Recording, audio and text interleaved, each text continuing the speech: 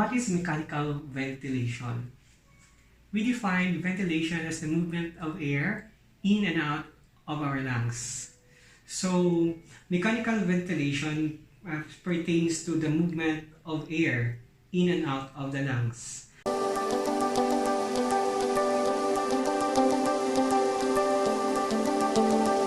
So, what is ventilatory failure?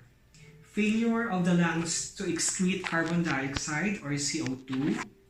The partial pressure of carbon dioxide is within 45 to 50 millimeters of mercury. It means that there is a rule of 50-50 in our arterial blood gas if we notice that the partial pressure of carbon dioxide is above 50 millimeter mercury. That is indication for the high content of carbon dioxide. That's why the patient has a respiratory failure, and then often accompanied by hypoxemia, corrected by supplemental oxygen. So this pertains to the ventilatory failure.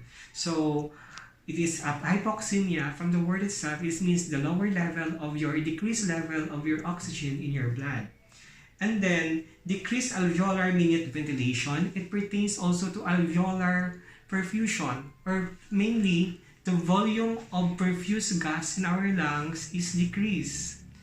And then increased dead space ventilation. It means that there are certain function of our lungs that do not perform perfusion, and it's considered to be dead space ventilation.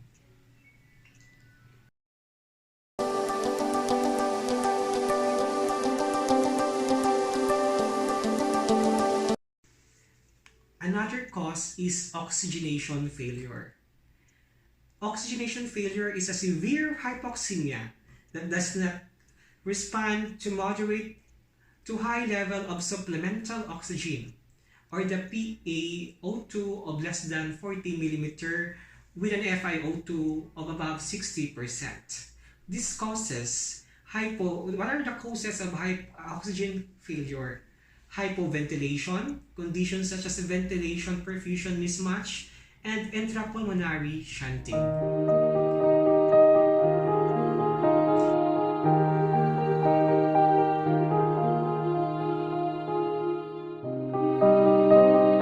Intrapulmonary shunting, low VQ ratio or low VQ mismatch. So it refers to the perfusion in excess of ventilation.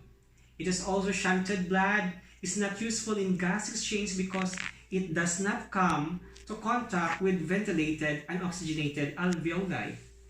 Causes of intrapulmonary shunting: low oxygen in the blood that responds poorly with oxygen therapy.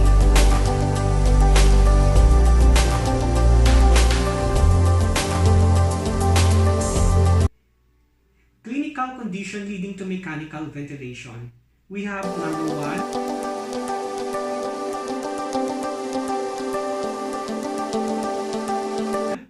depressed respiratory drive. Patient have normal pulmonary functions, but the respiratory muscles do not have adequate neuromuscular impulse to function properly.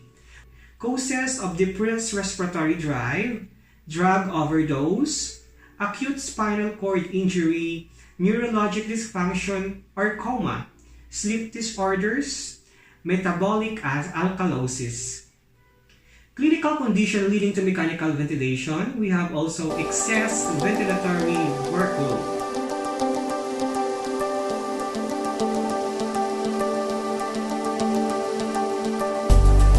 Or increased work of breathing, leads to the fatigue of respiratory muscles, eventually leading to ventilatory failure and subsequently oxygenation failure.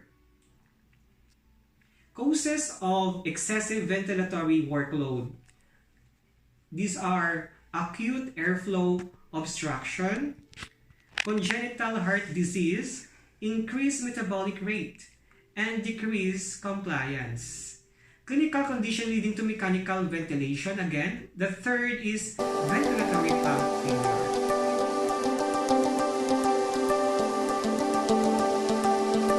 is the structural dysfunction of the respiratory system to include the following: lung parenchyma, respiratory muscles, chest wall compliance. This may lead to ventilatory and subsequent oxygenation failure. Causes of ventilatory pump failure are the following: we have the chest trauma, we have the premature birth, we have the electrolyte imbalance, and we have geriatrics patients.